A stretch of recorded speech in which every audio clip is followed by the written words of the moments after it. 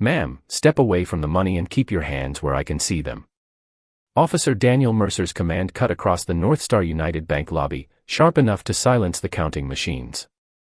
Vanessa Brooks stood 3 feet from the counter while $50,000 rested in neat paper-banded stacks beneath the fluorescent lights. Every bill had been counted. Every form had been approved. Yet a second officer was already moving toward her, and Linda Carver, the branch manager, watched from behind the glass partition as though Vanessa had walked in wearing a mask instead of a weathered navy coat. Vanessa did not raise her voice. She did not reach for the phone inside her purse.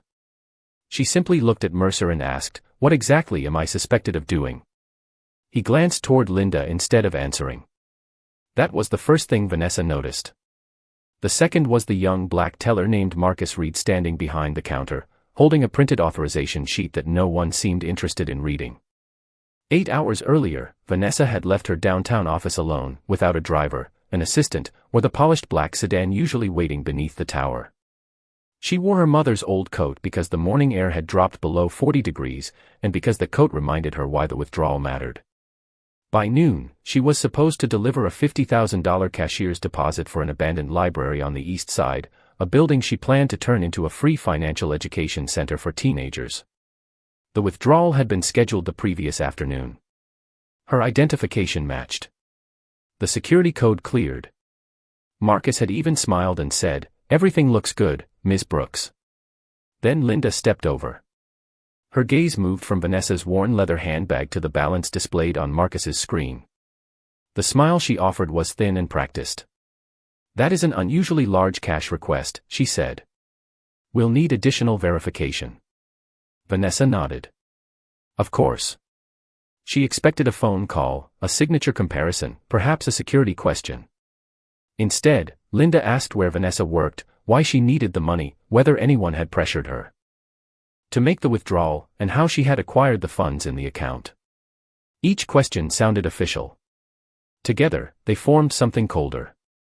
Vanessa answered the required ones and calmly declined the personal ones. Linda's expression changed. People who have nothing to hide usually cooperate. Marcus looked up immediately. Vanessa felt the words settle over the counter between them. She had heard versions of them before, in boutiques, hotel lobbies, private elevators, places where suspicion arrived before introduction. She placed both palms lightly on the marble. "Please check the internal authorization code," she said. "Then call the executive contact listed on the account." Linda did neither. Instead, she stepped into her office and closed the door. 10 minutes later, 2 police officers entered through the revolving doors. Now Mercer stood between Vanessa and the exit while customers pretended not to stare. Linda emerged holding a folder against her chest. "The signature may be fraudulent," she told him. Marcus lifted the approval sheet. "It already cleared," he said. Linda turned toward him. "That will be enough, Mr. Reed." Vanessa watched Marcus's fingers tighten around the paper. Mercer never asked to see it. He looked at the money, then at Vanessa's coat, and made a decision that had nothing to do with either. "Ma'am," he said, "place your phone on the counter." Vanessa held his gaze. Her voice remained quiet, but the room leaned toward it. "You verified the money," she said. "You just never verified me." For one suspended second, no one moved. The bank lobby seemed to shrink around Vanessa, every polished surface reflecting the same quiet accusation. Officer Daniel Mercer's jaw tightened as though her calm had challenged him more than anger would have. "Place the phone on the counter," he repeated. Vanessa slowly removed it from her purse and set it beside the stacks of cash. The screen lit for a moment, showing 3 missed calls from a number saved only as board chairman, but Mercer did not look closely. His attention stayed on her hands. Officer Emily Hart stood several feet behind him, younger, watchful, and visibly less certain. Her gaze moved to the printed authorization sheet Marcus still held. "Officer," Marcus said carefully, "the transaction passed the security review. I processed the confirmation myself." Linda Carver turned toward him with a look so cold that his voice nearly disappeared. "You are not authorized to discuss an active fraud concern," she said. "Return to your station." Marcus did not move. The paper trembled slightly between his fingers, but he kept it raised. There is no fraud alert on the account, he said. There never was. A soft murmur passed through the waiting area. Linda's expression hardened. She stepped closer to Mercer and lowered her voice, though not enough to keep Vanessa from hearing. He is new. He does not understand the seriousness of this. Vanessa studied Linda's face. There was no panic there, only control. Linda had decided what Vanessa was before asking a single meaningful question, and now every fact had become an inconvenience. Mercer finally held out his hand toward Marcus. Give me the document. Marcus passed it over. The sheet showed the withdrawal request, the internal approval number, and a green verification mark beside Vanessa's name. Mercer scanned the first few lines, then folded it once without reading the rest. This does not prove identity, he said. Vanessa's voice stayed level. My driver's license proves identity. The security code proves account access. The executive contact proves authorization. You have all three. Mercer looked at Linda. Linda shook her head. The signature looked inconsistent. Marcus drew a breath. It matched the digital record. Mr. Reed, Linda said, this is your final warning. The words landed harder than a shout. Marcus glanced toward the employee entrance, then back at Vanessa. She could see the calculation in his eyes: rent, student loans, a job he could not afford to lose. Still, he remained where he was. Vanessa felt something shift inside her, not relief exactly, but recognition. Courage was rarely loud. Sometimes it was a young man refusing to step backward when every person above him expected obedience. Mercer reached for Vanessa's purse. I need to inspect the contents. You do not have my consent, she said. Then we can continue this downtown. The room fell silent again. Outside, a delivery truck rolled past the front windows, its tires hissing over wet pavement. Vanessa looked beyond Mercer at the North Star emblem mounted on the wall, a silver compass she had approved during the company's rebranding 6 months earlier. Beneath it stood Linda, who had attended the executive broadcast announcing new customer dignity standards and apparently remembered none of them. Vanessa turned her eyes to Hart. Officer, have you reviewed the authorization page? Hart hesitated. Mercer answered for her. She does not need to. She should, Vanessa said. Hart looked at the folded paper in Mercer's hand. Something uneasy moved across her face. Linda stepped in quickly. This conversation is over. She reached for the money and began sliding the bundles back toward the secure drawer. Vanessa watched the cash disappear behind the counter, then heard Mercer say, "Turn around, ma'am." Marcus took one step forward. "Officer, please. Call the number on the account." Mercer ignored him. Vanessa turned slowly, the marble cold beneath her shoes. Behind her, Hart whispered, "Sir, maybe we should verify first." Mercer's response was quiet and absolute. "We already have." The first click of the handcuffs was softer than Vanessa expected. Not dramatic. Not loud. Just a small metallic sound beneath the fluorescent hum, followed by a silence that made it feel enormous. Mercer secured her wrists behind her while Hart stood close enough to intervene and still did not. Vanessa kept her breathing slow. She knew every camera angle in the lobby because she had approved the security layout herself, but she gave no sign of it. Linda slid the final bundle of cash into the drawer and locked it with a trembling hand she tried to hide. "The funds will remain frozen pending investigation," she announced, speaking to the room as though certainty could erase what everyone had just witnessed. Vanessa turned her head slightly. "Record the exact time," she said. Linda gave a humorless smile. "You are in no position to give instructions." Marcus stared at the authorization sheet folded in Mercer's hand. "She is right," he said.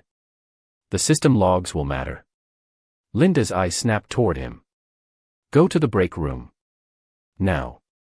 Marcus did not move. Mercer guided Vanessa toward a row of chairs near the front windows. Rain had begun tapping against the glass, light at first, then steadier, turning the gray street outside into a blurred reflection of the lobby. Vanessa sat beneath the silver North Star compass mounted on the wall. The cold edge of the chair pressed through her coat. Across the room, a woman holding a deposit slip lowered her phone when Hart noticed she was recording. No one spoke. The counting machines had stopped. Even the automatic doors seemed louder when they opened and closed. Hart crouched beside Vanessa's purse where Mercer had left it on the floor.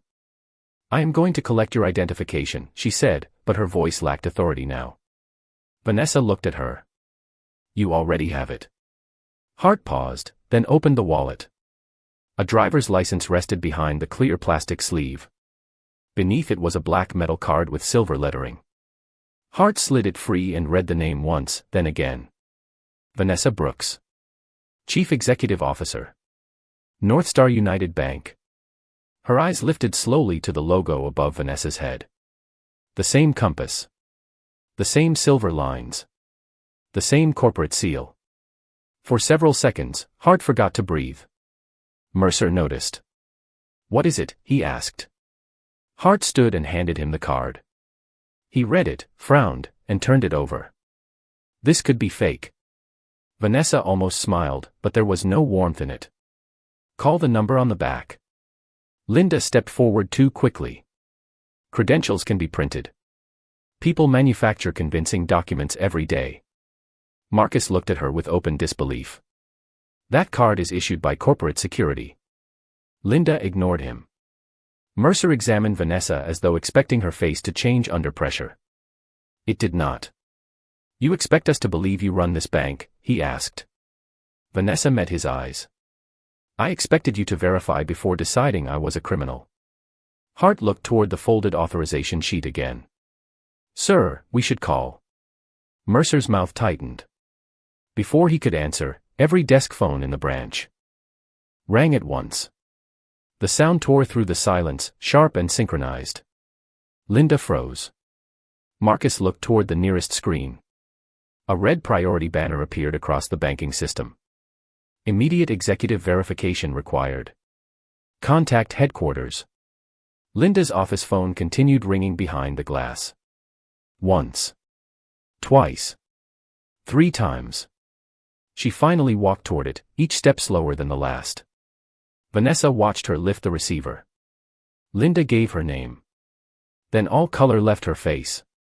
She did not speak for several seconds. Her eyes moved across the lobby and stopped on Vanessa. When she finally answered, her voice was barely audible. "Yes, sir. She is here." Linda's fingers tightened around the receiver as the voice from headquarters continued. The rain pressed harder against the front windows, filling the lobby with a steady whisper that seemed louder than anyone's breathing. "Yes, Mr. Whitaker," she said. "I understand." Her eyes shifted toward Mercer, then Hart, then the handcuffs around Vanessa's wrists. "No, sir. She has not been released." The answer changed the room. Mercer straightened. Hart looked down. Marcus closed his eyes for half a second, as though the truth had finally arrived but too late to prevent the damage. Linda listened again, her face pale beneath the white office light. "Yes, sir. I will put you on speaker." She carried the phone into the lobby and set it on the counter. A man's voice filled the silence. "This is Samuel Whitaker, chairman of the Northstar United Board. I need confirmation that Chief Executive Officer Vanessa Brooks is present in your branch." No one answered immediately. Vanessa remained seated beneath the company emblem, her hands secured behind her, her mother's coat gathered around her shoulders. The image seemed to strike Linda all at once. She swallowed. "She is present." Then removed the restraints immediately. Mercer looked toward the phone. "Sir, we are conducting an investigation based on a reported fraud concern." Whitaker's voice stayed controlled. "Officer, the account belongs to Ms. Brooks. The withdrawal was approved yesterday by Executive Security. The contact number listed in the account reaches my office. No one from this branch called it." Mercer glanced at Linda. She stared at the marble floor. Hart stepped toward Vanessa. "I will take them off," she said quietly. Mercer did not object. The metal opened with 2 small clicks. Vanessa brought her hands forward and rubbed the marks left by the pressure, not dramatically, only once, before resting them in her lap. Hart placed the black credential card beside her on the chair. "I am sorry," she said. Vanessa looked at her but did not respond. Whitaker continued. Ms. Brooks was expected at the East Haven property closing 30 minutes ago. The $50,000 deposit secures the community center purchase. Because of this delay, the seller may withdraw.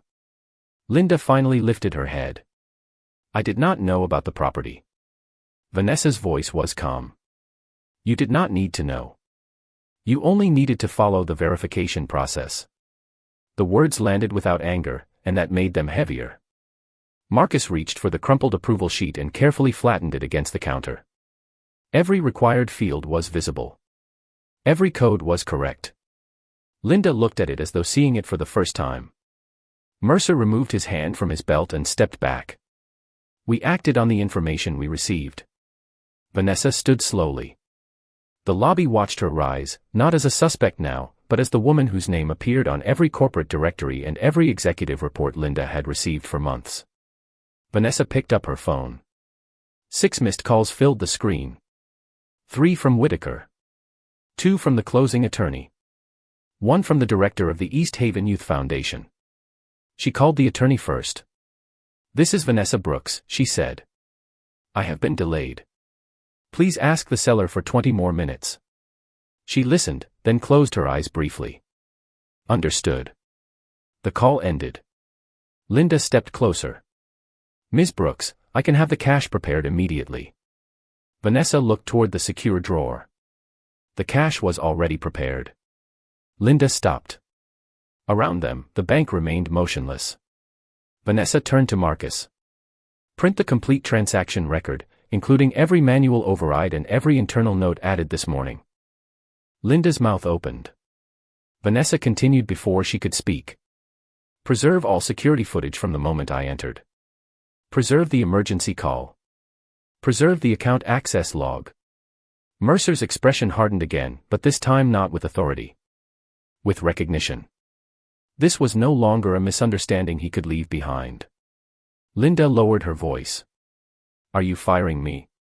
Vanessa looked at the woman who had questioned her job, her money, and her right to stand at the counter. I am not making that decision in anger, she said. There will be an independent review. Linda's shoulders dropped. Vanessa then turned to Hart. You saw the authorization code before the call came. Hart nodded. Yes. Why did you stay silent? Hart looked at Mercer, then at the floor. I was not certain. Vanessa held her gaze. You were certain enough to notice. You were only not brave enough to speak. No one moved. Outside, the rain began to soften. Inside, the silver compass above Vanessa caught a narrow band of daylight, and for the first time that morning, it pointed toward something the room could no longer avoid. Marcus moved first.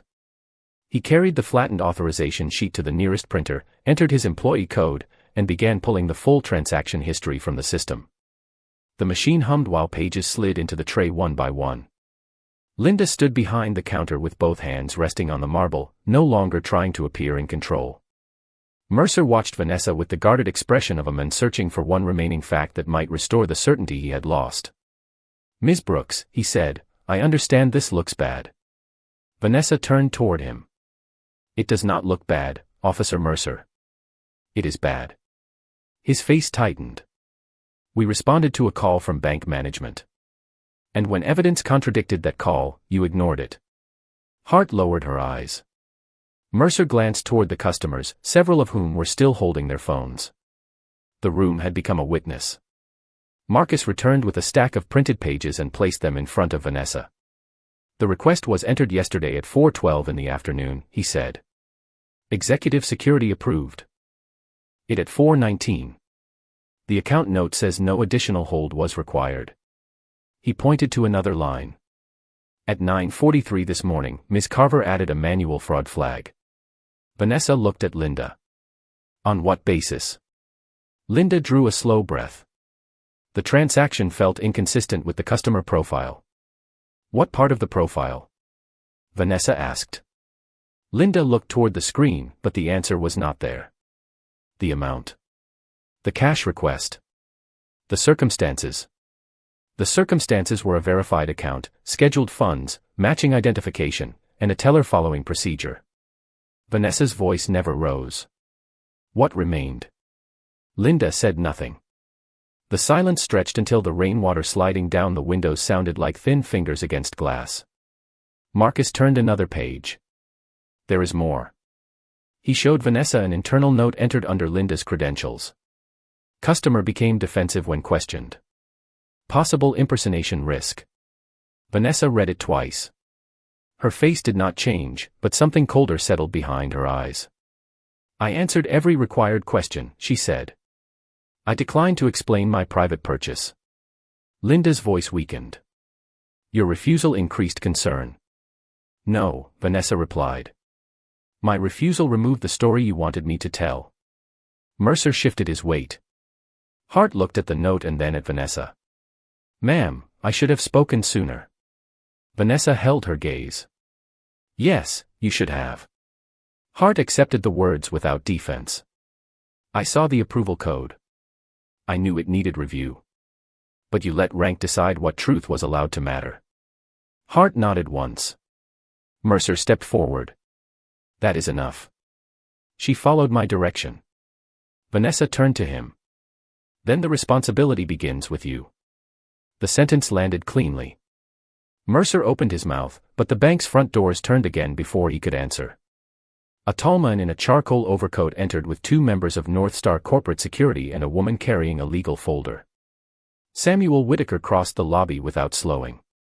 He stopped beside Vanessa and looked first at her wrists, then at the officers, then at Linda. The seller agreed to hold the property for 1 hour, he said. Vanessa exhaled for the first time since the call. Thank you. Whitaker handed the legal folder to her. Corporate counsel has initiated preservation orders. No footage, call record, system note, or personnel file may be altered. Linda's shoulders sank further. Mercer looked toward the exit. Vanessa noticed and spoke before he could move. Officer Mercer, please remain until your supervisor arrives. He stared at her. Am I being detained? No, Vanessa said. You are being asked to stay and account for what happened. The difference was small in language and enormous in meaning. Mercer looked around the lobby again. No one looked away. Behind the counter, the money remained locked in the drawer, untouched and perfectly counted. Vanessa picked up her mother's worn leather bag from the floor and placed it beside the corporate legal folder. Two objects from two worlds rested against each other. Then she looked at Linda. Prepare the withdrawal again, she said. This time, follow the process. Linda opened the secure drawer with hands that no longer looked steady. The cash sat exactly where she had placed it, $50,000 in clean paper bands, each stack aligned with mechanical precision. She lifted the bundles one at a time and set them back on the marble counter. No one spoke. The room had lost the confidence it carried an hour earlier. Even the fluorescent light seemed colder now, bleaching every polished surface and leaving nowhere for anyone to hide. Vanessa stood across from Linda with Samuel Whitaker beside her, the legal folder closed beneath one hand. Marcus returned to his station and restarted the transaction from the beginning. Identification, please, he said, his voice careful but clear. Vanessa handed him her driver's license. He scanned it. The system chimed once. Security code. Vanessa entered the number. Another green confirmation appeared. Signature. She signed the electronic pad. Marcus compared it with the record and turned the screen slightly so Linda could see. Match confirmed. Linda stared at the result. The process had taken less than 1 minute. Vanessa looked at her. That was all you had to do. Linda lowered her eyes. No. The words came out thin, almost lost beneath the printer's hum. Vanessa watched her gather the cash into a reinforced bank envelope. For a moment, the lobby dissolved into memory. She was 9 years old again, sitting beside her mother in a branch much like this one, watching a manager refuse to open a checking account because a utility bill did not look right. Her mother had carried every document they requested. She had answered every question. Still, the manager had spoken slowly, as if dignity depended on income, clothing, and skin. On the bus ride home, her mother had said nothing. She had only pressed the unopened account packet flat against her knees while rain blurred the city beyond the glass. Vanessa had never forgotten the quiet in her face. Now the same kind of rain traced the windows behind Linda. Vanessa touched the sleeve of the old coat, feeling the worn seam beneath her fingers. Whitaker noticed but did not interrupt. Marcus sealed the envelope and placed it on the counter. $50,000, he said. Verified and released. Vanessa did not pick it up immediately. She looked toward Hart, who stood near the entrance with her hands clasped in front of her. Mercer remained several feet away, waiting for his supervisor, his expression fixed somewhere between discomfort and resistance. Officer Hart, Vanessa said, what did you see before the call from headquarters? Hart swallowed. I saw the approval code. I saw that the teller's document matched the system note. And what did you do? Nothing. The answer was barely above a whisper. Vanessa nodded. That is often how this begins. Not with hatred spoken aloud. With one person deciding not to question another person's certainty. Mercer looked toward her. You are making this about race. Vanessa turned slowly. You made it about race the moment you trusted suspicion more than evidence. The words entered the silence and stayed there. Mercer looked away first. Linda pushed the envelope forward. Vanessa placed one hand over it, but her attention remained on the people in the room. No one here needs to lose their humanity to face what happened, she said. But no one gets to escape responsibility by calling it a misunderstanding. Outside, the rain weakened to a fine mist. A narrow line of sunlight broke through the clouds and touched the silver North Star compass above the counter. Vanessa lifted the envelope. The transaction was complete. The reckoning was only beginning. Vanessa carried the envelope toward the glass doors, but Samuel Whitaker stopped beside her before she reached them. The closing attorney is still waiting, he said. We can make the property transfer if we leave now. Vanessa looked through the rain-streaked windows toward the street. A black sedan idled at the curb, but she did not move. Not yet. Whitaker followed her gaze back into the lobby. Linda remained behind the counter, pale and motionless. Hart stood near the entrance.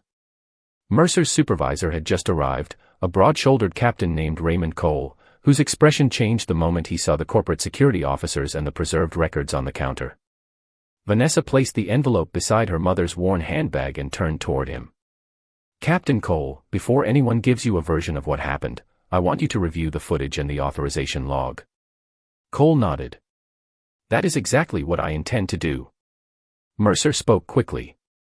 We responded to a fraud report from management. Cole looked at him. Did you verify the report? Mercer hesitated. That hesitation answered more than words could. Hart stepped forward. I saw the approval code, she said. I should have raised the issue before Ms. Brooks was restrained. Mercer turned toward her. You followed protocol. No, Hart replied, her voice unsteady but clear. I followed you. The lobby went still again. Vanessa watched the young officer straighten her shoulders as though the truth itself required balance. Cole asked for the folded authorization sheet. Marcus handed it over.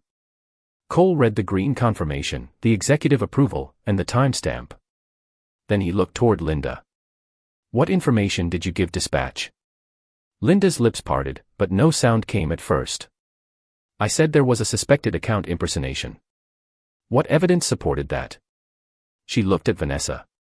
The answer was nowhere in the room because it had never existed. Her behavior raised concern, Linda said finally. Vanessa's eyes narrowed slightly. Describe the behavior.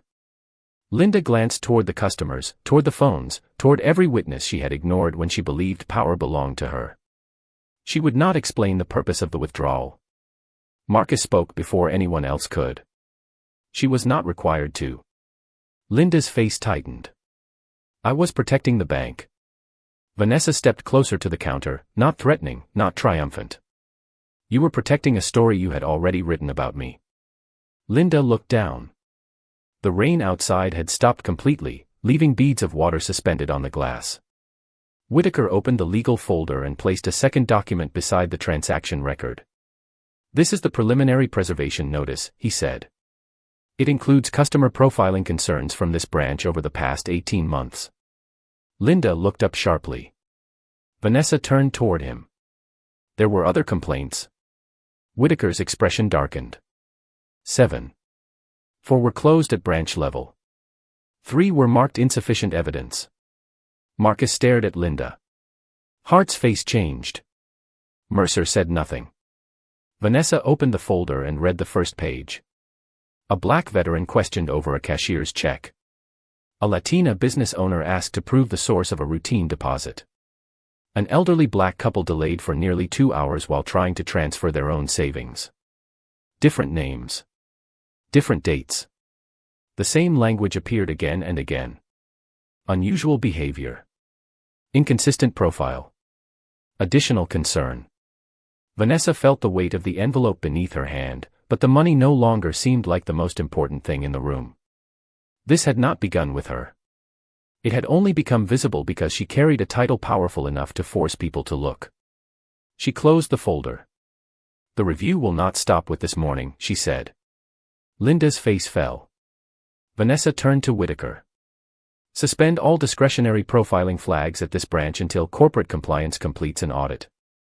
Contact every customer whose complaint was closed internally. Reopen each case. Whitaker nodded. Mercer looked toward Captain Cole, but Cole was already speaking into his radio, requesting internal affairs and a copy of the dispatch recording. Hart stood quietly, accepting what would follow. Vanessa picked up the envelope at last. Before leaving, she looked back at Marcus. You may have risked your job by telling the truth. Marcus swallowed. I could not pretend I did not see it. Vanessa nodded once. That is how institutions change. One person refuses to look away. Then she walked toward the doors, carrying the money for the community center, while behind her the people who had believed the moment would end with a credential card finally understood that the card was only the beginning.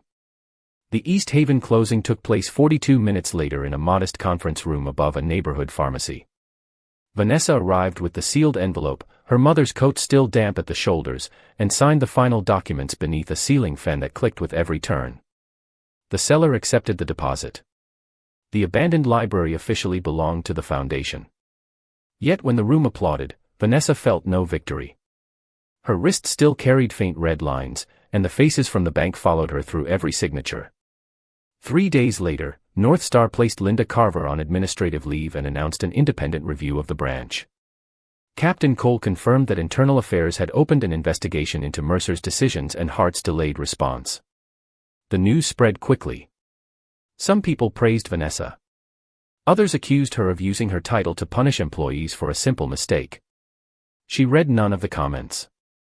Instead, she spent each morning reviewing the 7 customer complaints that had been buried before hers. The pattern was quieter than open hostility and more dangerous because of it. Extra questions. Unnecessary delays. Private suspicions written as official facts. Every case had been explained away separately. Together, they formed a system. 2 weeks later, Linda asked to meet. Vanessa chose a small training room at corporate headquarters rather than her executive office. No polished desk separated them. No assistants waited outside. Linda arrived carrying a folder against her chest, the same way she had carried the fraud report in the branch. She looked older now. Tired. I know an apology is not enough, she said. Vanessa remained silent.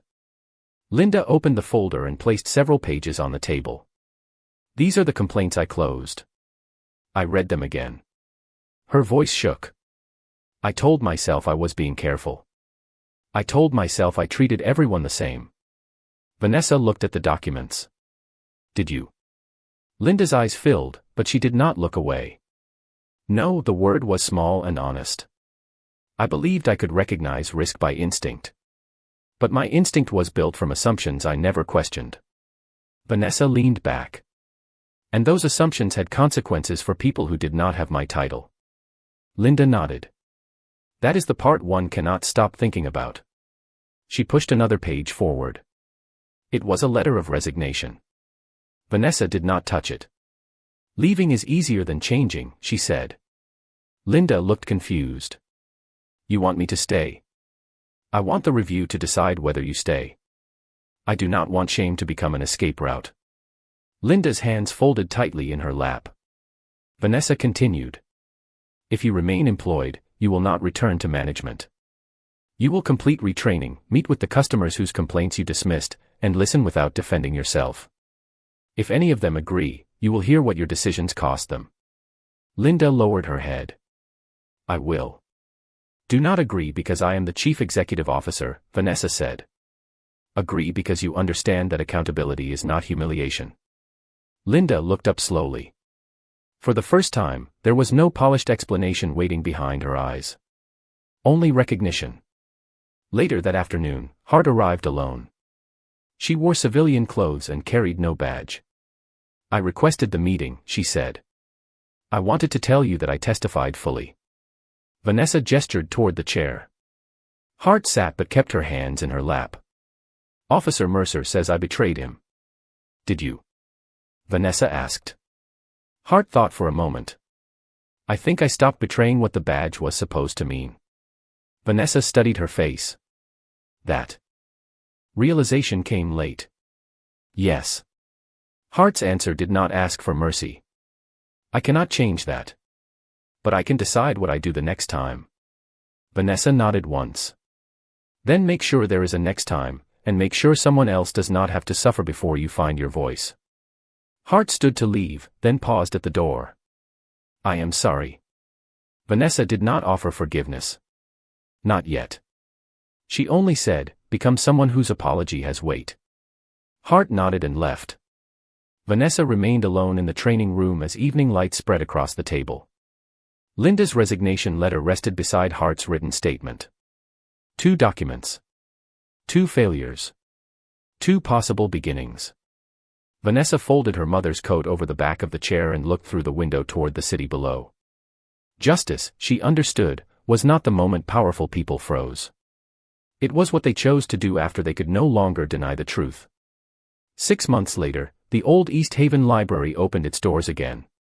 The cracked stone steps had been repaired, the broken windows replaced, and warm light now spilled across the sidewalk each evening. Above the entrance, a simple brass sign read Brooks Financial Learning Center. Inside, rows of computers stood where dusty shelves had once leaned, and children from the neighborhood learned how to open savings accounts, read loan agreements, build credit, and recognize the difference between opportunity and exploitation.